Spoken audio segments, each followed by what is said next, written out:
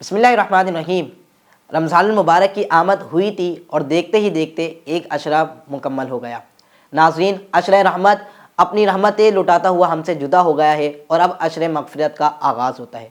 ویسے تو سبھی دن اللہ رب العزت کے ہیں اور راتیں بھی اللہ رب العزت ہی کی ہیں، مگر اس کی رحمت مسلسل اپنے بندوں کو نوازنے کے لیے بہانے ڈھونڈتی ہے۔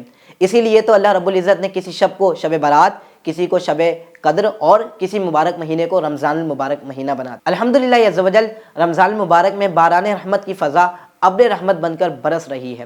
روایت ہے کہ رمضان المبارک کا پہلا حصہ رحمت ہے، دوسرا حصہ مغفرت اور تیسرا حصہ جہنم سے آزادی ہے۔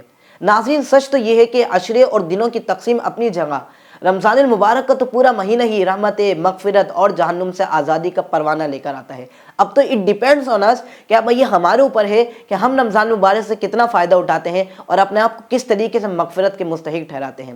رمضان المبارک کا دوسرا عشرہ، عشرہ مغفرت شروع ہو چکا ہے۔ رمضان المبارک کا یہ دوسرا عشرہ یعنی عشرہ مغفرت ہم سے یہ تقاضا کر رہا ہے کہ اللہ رب العزت کی بارگاہ میں آخر ہم کس طرح اپنے آپ کو مغفرت کے لیے پیش کرتے ہیں۔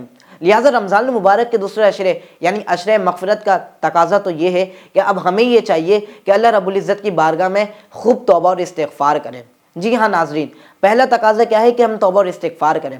توبہ اور استغفار ایک ایسا عمل ہے، حضور علیہ السلام نے ارشاد فرمایا کہ گناہوں سے توبہ کرنے والا ایسا ہے کہ جیسے اس نے گناہ کیا ہی نہیں۔ ناظرین، اٹ ڈیپینڈز آن اس کہ اب ہم اپنے آپ کو مغفرت کے لیے کس طریقے سے مستحق ٹھہراتے ہیں۔ ناظرین، پیارے آقا علیہ السلام نے ارشاد فرمایا کہ روزہ دار کے لیے مچھلیاں افطار تک دعائیں مغفرت کرتی ہیں۔ ادھر میں ایک پیغام دینا چاہوں گا، مچھلیاں تو ہمارے لیے دعائیں مغفرت کرتی ہیں، کیا ہم اپنے آپ کے لیے دعائیں مغفرت کرتے ہیں؟ لہٰذا عشرہ مغفرت کا تقاضا یہ ہے کہ ہم رب تعالیٰ کی بارگاہ میں مغفرت کی خوب دعائیں کریں۔ اور استغفار کے حوالے سے قرآن مجید میں اللہ رب العزت نے ارشاد فرمایا کہ جب تک لوگ استغفار کرتے رہیں گے اس وقت تک وہ عذاب سے محفوظ رہیں گے۔ گویا استغفار کی کثرت سے اللہ رب العزت دنیا انسانیت کو بلاؤں سے، عذاب سے اور وباؤں سے محفوظ رکھتا ہے۔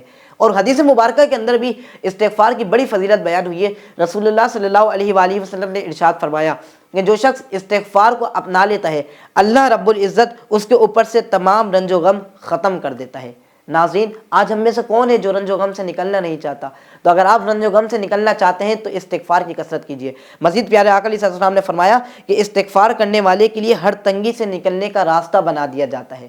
ہم سب تنگیوں کے اندر گھرے ہوئے ہیں، مشکلات میں پھنسے ہوئے ہیں۔ اگر ان مشکلات سے نکلنا چاہتے ہیں تو عشرہ مغفرت کے اندر خوب استغفار کیجیے۔ اور جی ہاں، جو تیسرے فرمان آپ سنیے، رسول اللہ علیہ السلام نے فرمایا کہ جو استغفار کی کثرت کرتا ہے اللہ رب العزت اس کو وہاں سے رزق عطا فرماتا ہے جہاں سے اس کا ذہن و گمان بھی نہیں ہوتا۔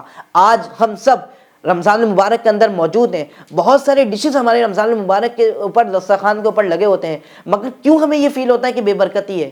کہیں ایسا نہیں ہم نے استغفار کرنا چھوڑ دیے؟ جی ہاں ناظرین، آج یہی وجہ ہے کہ یہ امت جو زوال کے شکار ہو رہی ہے، ہم نے استغفار رب کی بارگاہ میں توبہ کرنا چھوڑ دیے۔ لہٰذا عشرہ مغفرت کا یہ پیغام ہے کہ خوب استغفار کیجیے۔ کوئی بھی ایسا خالی لمحہ نہ جائے عشرہ مغفرت کے اندر جس کے اندر ہم اب رب تعالیٰ کی بارگاہ میں استغفار نہ کریں۔ عشرہ مغفرت کے اندر دوسرا کام یہ لازمی کیجئے کہ آج کے دور کے اندر جس میں عداوتیں، نفرتیں اور بہت ساری برائیاں پھیل رہی ہیں، ہم اپنے آپ سے یہ شروع کریں کہ ان تمام برائیوں کو ہم ختم کریں۔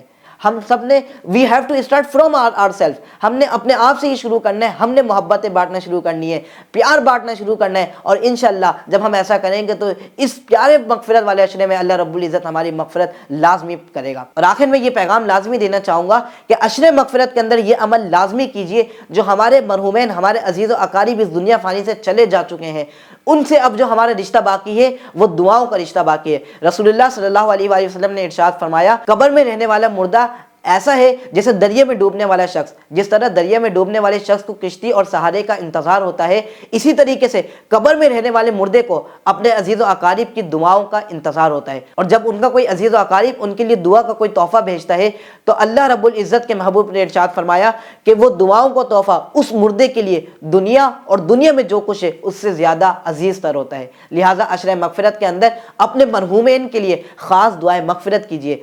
عشر مغفرت کے اندر اب یہ 3 کام لازمی کر لیجئے، خوب توبہ اور استغفار کیجئے، محبت اور پیار بانٹیے، اور اپنے مرحومین کے لیے خوب دعائے مغفرت کیجئے۔ اللہ رب العزت کی بارگاہ میں دعا ہے کہ اللہ رب العزت عشر مغفرت کے آغاز میں ہی ہم سب کی مغفرت فرمائے، اور رمضان المبارک کے اس مبارک مہینے میں خوب عبادت کرنے کی توفیق عطا فرمائے۔ وما علینا الا البلاغ المبین۔